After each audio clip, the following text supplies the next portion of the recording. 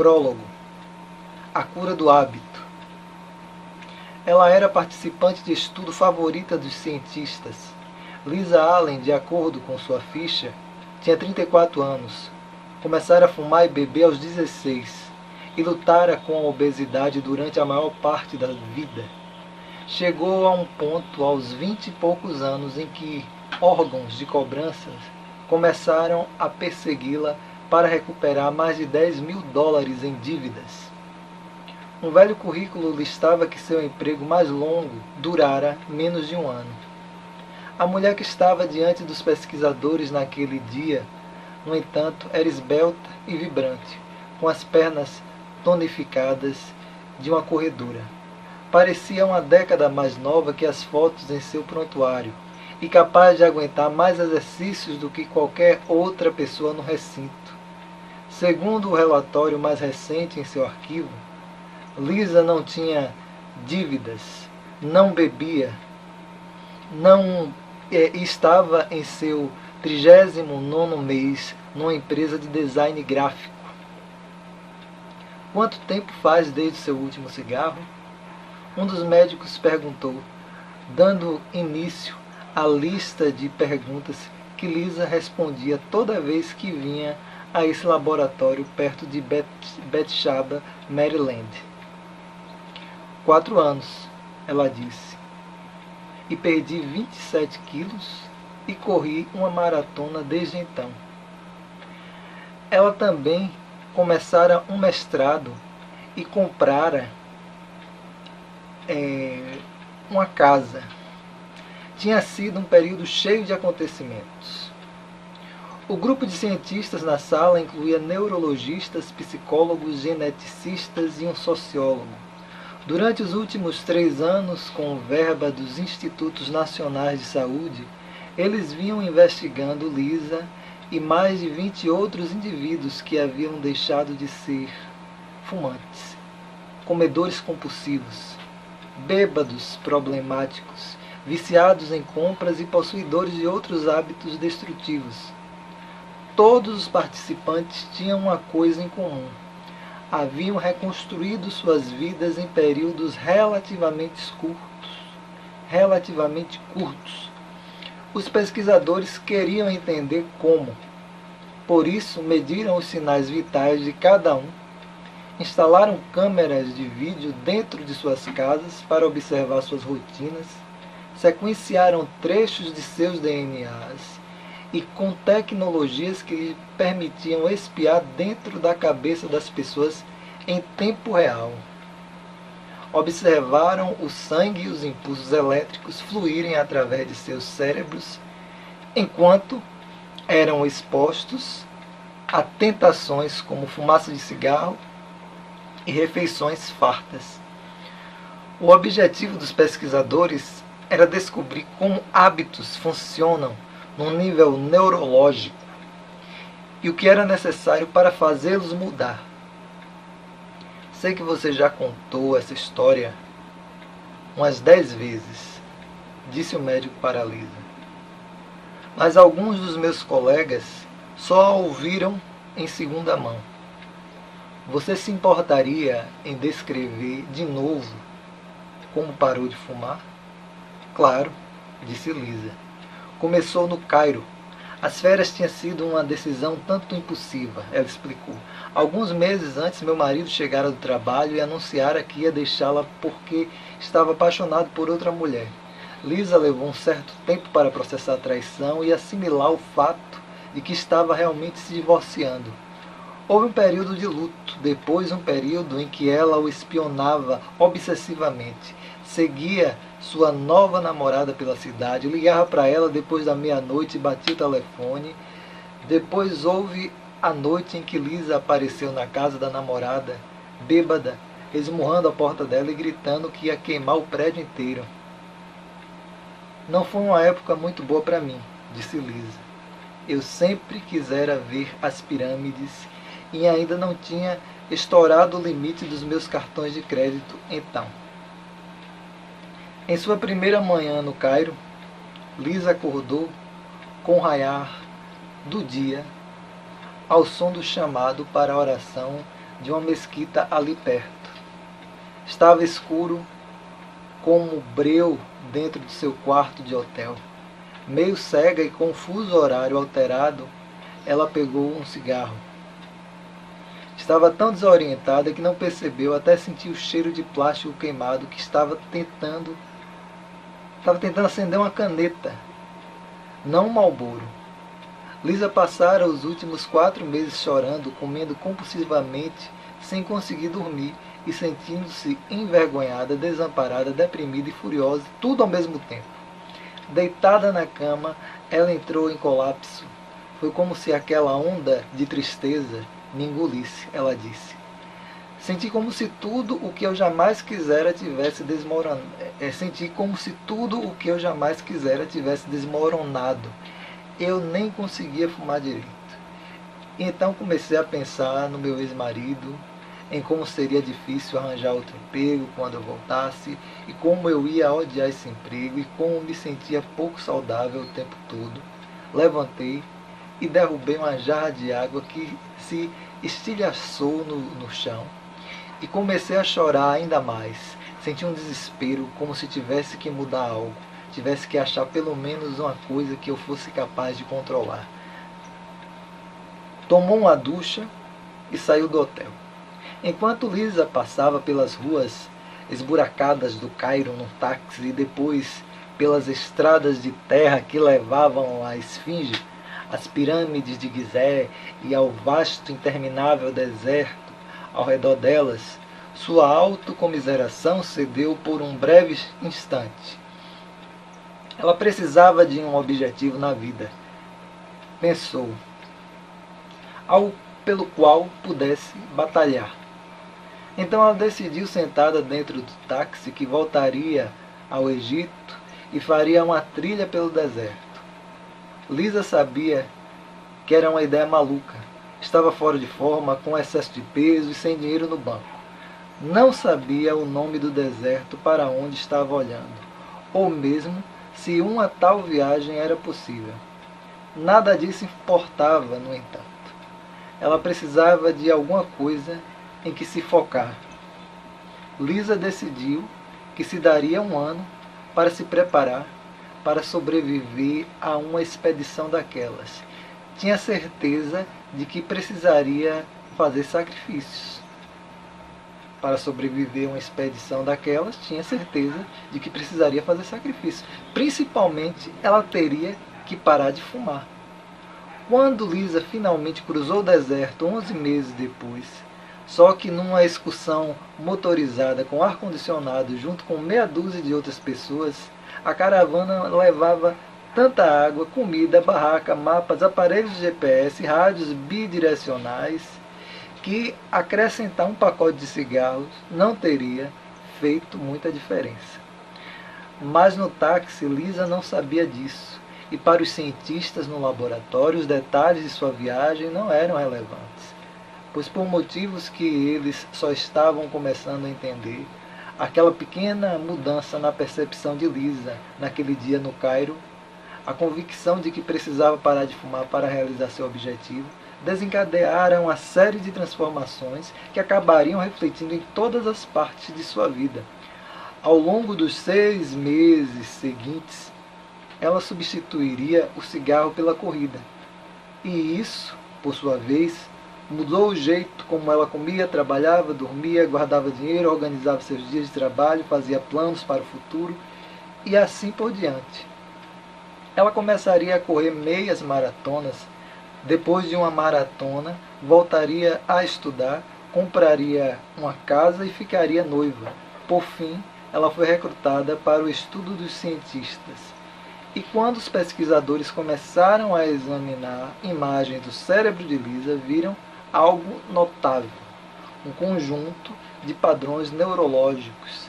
Seus antigos hábitos tinham sido suplantados por padrões novos. Eles ainda podiam ver a atividade neural de seus antigos comportamentos, porém esses impulsos estavam superados por uma série de novos desejos. Conforme os hábitos de Lisa mudaram, seu cérebro seu cérebro mudara também. Os cientistas acreditavam que não tinha sido a viagem ao Cairo que provocara a mudança, nem o divórcio ou a travessia do deserto, mas o fato de que, primeiro Lisa se concentrara primeiramente em mudar um único hábito, o fumo. Todos esses participantes do estudo haviam passado por um processo semelhante, focando-se num único padrão, o que é conhecido como um hábito angular. Lisa também ensinara a si mesma a reprogramar outras rotinas automáticas de sua vida. Não só os indivíduos são capazes de mudança como essa. Não só os indivíduos são capazes de mudança como essa. Quando as empresas se concentram em mudar hábitos, organizações inteiras, organizações inteiras podem se transformar. Empresas como a Procter & Gamble e a Starbucks, a Alcoa e a Target já tiraram proveito dessa revelação para influenciar o modo como o trabalho é feito, como os funcionários se comunicam e sem que os clientes percebam o jeito como as pessoas fazem compras. Quero lhe mostrar uma de suas tomografias mais recentes. Um pesquisador disse a Lisa. Perto do final de seu exame, ele exibiu uma figura numa tela de computador que mostrava imagens do interior da cabeça dela. Quando você vê comida, essas áreas, ele apontou para um lugar perto do centro do cérebro dela. Essas áreas que são associadas a anseios e fome ainda estão ativas. Seu cérebro ainda produz os impulsos que faziam você comer em excesso. No entanto, tem atividade nova nessa área. Ele apontou para a região mais perto da testa, onde acreditamos que a inibição comportamental e a autodisciplina começam. Essa atividade foi se tornando mais acentuada a cada vez que você veio aqui. Lisa era a participante favorita dos cientistas porque suas tomografias eram muito convincentes, muito úteis para criar um mapa no qual os padrões comportamentais, os hábitos, residem dentro de nossas mentes. Você está nos ajudando a entender como uma decisão se torna um comportamento automático, o médico lhe disse. Todas as pessoas no recinto sentiam que estavam no limiar de alguma coisa importante. E estavam mesmo. Quando você acordou hoje de manhã, qual foi a primeira coisa que fez? Você foi direto para o chuveiro, checou seu e-mail ou pegou um donut no balcão da cozinha? Escovou os dentes antes ou depois de se enxugar? Amarrou o sapato esquerdo ou direito primeiro? O que você disse para os seus filhos antes de sair de casa? Que caminho pegou para ir ao trabalho? Quando você chegou à sua mesa, respondeu e-mails, conversou com um colega ou foi logo escrever um memorando? Salada ou hambúrguer no almoço? Quando chegou em casa, calçou tênis e saiu para correr ou pegou um drink e foi jantar na frente da TV? Toda a nossa vida, na medida em que tem forma definida, não é nada além de uma massa de hábitos, escreveu William James em 1892. A maioria das escolhas que faremos a cada dia pode parecer fruto de decisões tomadas com bastante consideração, porém não é. Elas são hábitos, e embora cada hábito signifique relativamente pouco por si só, ao longo do tempo as refeições que pedimos, o que dizemos a nossos filhos toda noite, se poupamos ou gastamos dinheiro, com que frequência fazemos exercícios e o modo como organizamos nossos pensamentos e rotinas de trabalho tem impactos enormes em nossa saúde, produtividade, segurança financeira e felicidade. Um artigo publicado por um pesquisador da Duke University em 2006 descobriu que mais de 40% das ações de de 40% das ações que as pessoas realizavam todos os dias não eram decisões de fato, mas sim hábitos. William James, assim como inúmeros outros, de Aristóteles a Oprah Winfrey, passou boa parte de sua vida tentando entender por que os hábitos existem. Porém, só nas últimas 2 décadas, os neurologistas, psicólogos, sociólogos e marqueteiros realmente começaram a entender como os hábitos funcionam. E mais importante, como eles mudam. Este livro é dividido em 3 partes. A primeira parte é focada em como os hábitos surgem dentro de vidas individuais. Ela explora a neurologia da formação dos hábitos, os meios de formar novos hábitos e mudar antigos, e os métodos, por exemplo, que certo publicitário usou para transformar a escovação de dentes antes de uma prática obscura numa obsessão nacional. Ela mostra como a Procter & Gamble transformou um spray chamado Febreze num negócio de $1 bilhão, tirando proveito dos impulsos habituais dos consumidores, como os alcoólicos anônimos reformam vidas atacando hábitos que estão no cerne do vício, e como o técnico Tony Dungy reverteu a sorte do pior time do National Football League, Liga Nacional de Futebol Americano, fazendo com que as reações automáticas de seus jogadores focassem deixas sutis em campo. A segunda parte examina os hábitos da empresa, a segunda parte desse livro, está falando aqui. A segunda parte examina os hábitos de empresas e organizações bem-sucedidas.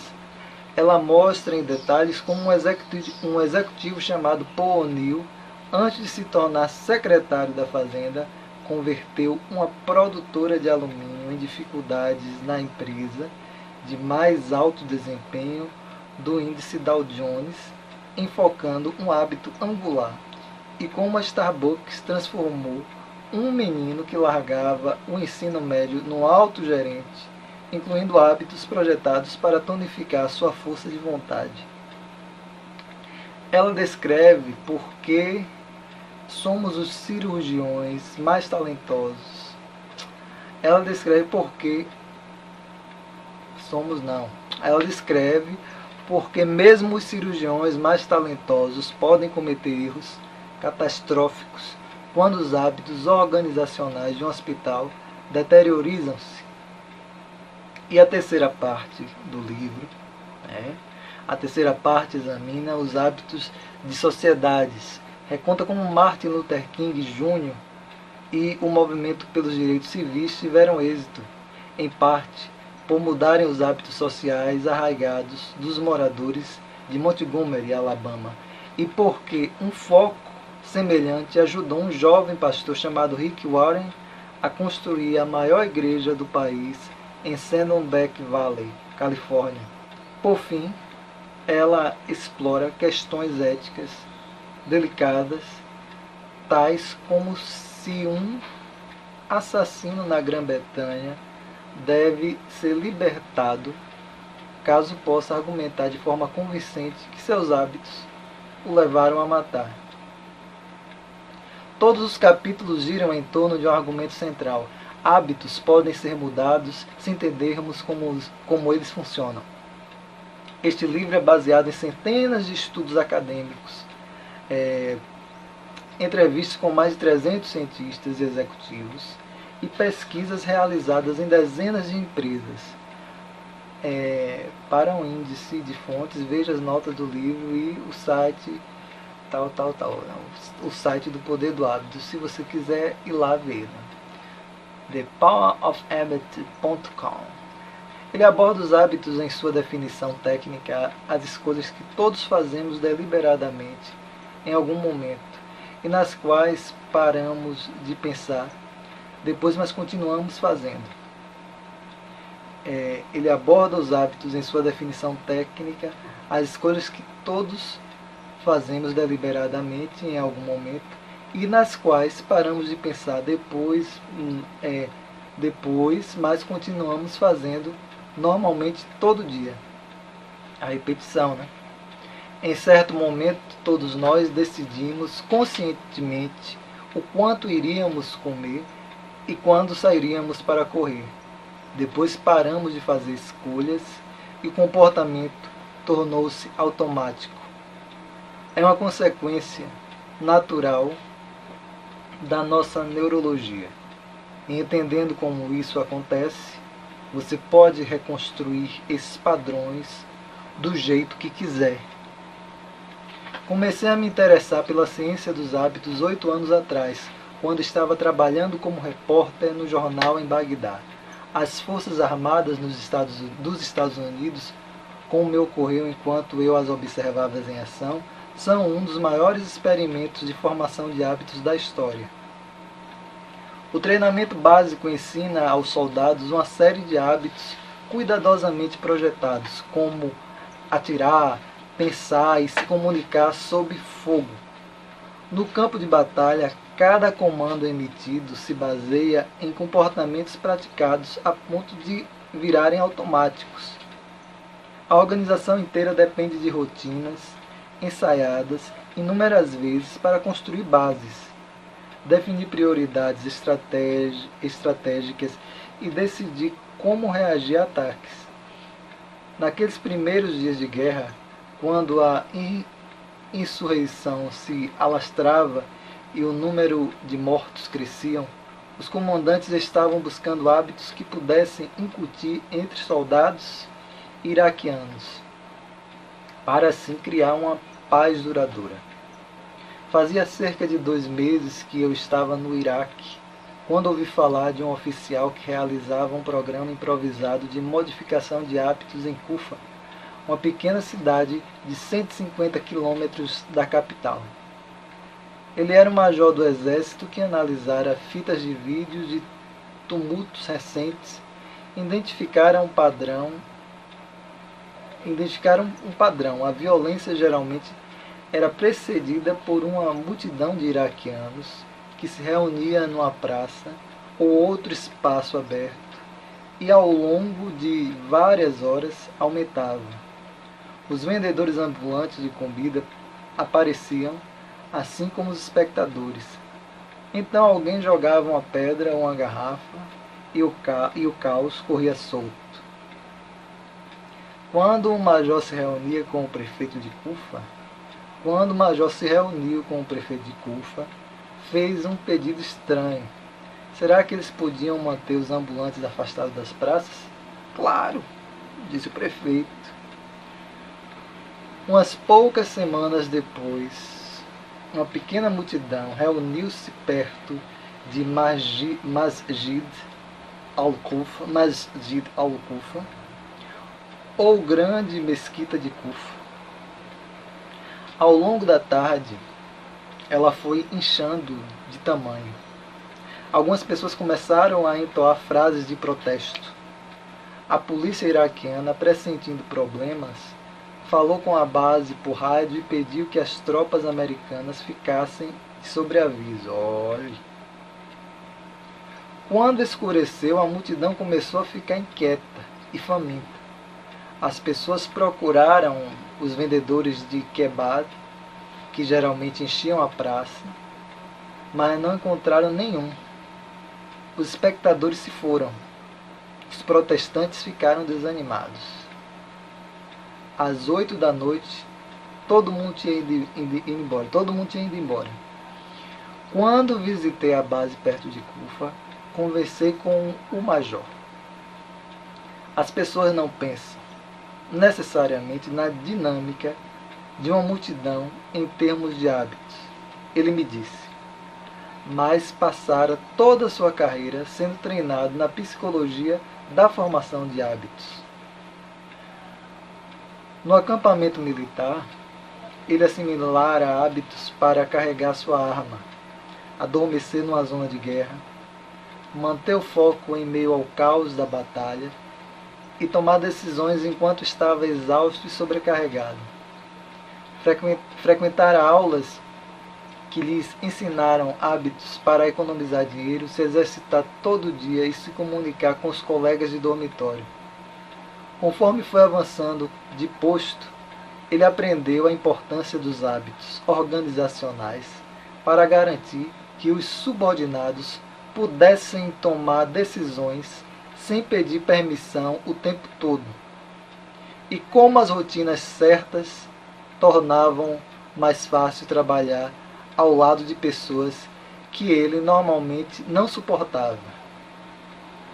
E agora, na tarefa improvisada de construir uma nação, ele estava sendo como multidões e culturas seguiam muitas das mesmas regras.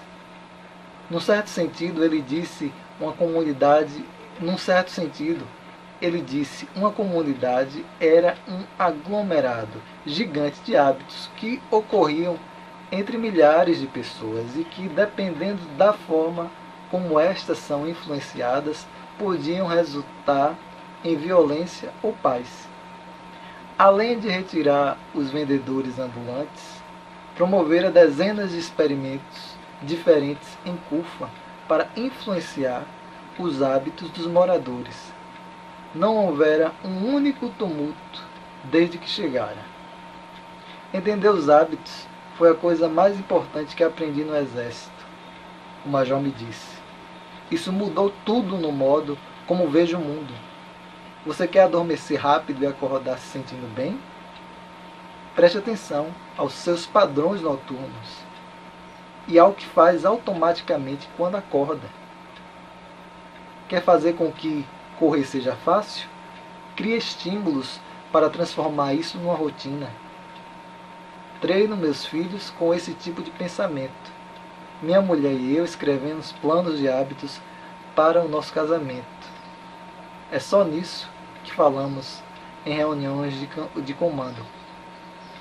Ninguém em Kufa teria me dito que podíamos influenciar multidões retirando as barraquinhas de kebab. Mas uma vez que você vê tudo como um monte de hábitos, é como se alguém te desse uma lanterna e um pé de cabra e você pudesse pôr as mãos na obra. O major era um homem pequeno da Geórgia. Estava o tempo todo cuspindo sementes de girassol ou tabaco mascado numa xícara. Ele me disse que antes de entrar para as Forças Armadas, sua melhor opção de carreira era consertar linhas telefônicas ou possivelmente virar traficante de metafetamina. Ele me disse que antes de entrar para as Forças Armadas, sua melhor opção de carreira era consertar linhas telefônicas ou possivelmente virar traficante de metanfetamina. Caminho que alguns de seus colegas de ensino médio tinham escolhido com menos êxito. Agora ele supervisionava 800 tropas numa das organizações de guerra mais sofisticadas do planeta. Estou te dizendo, se um caipira, como eu, pode aprender essas coisas, qualquer pessoa pode.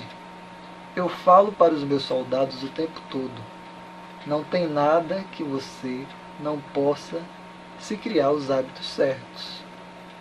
Na última década, nossa compreensão de neurologia dos hábitos e do modo como os padrões funcionam dentro de nossas vidas, sociedades e organizações expandiu-se de maneira que não poderíamos ter imaginado 50 anos antes. Agora sabemos por que os hábitos surgem, como eles mudam e a ciência que há por trás de sua mecânica.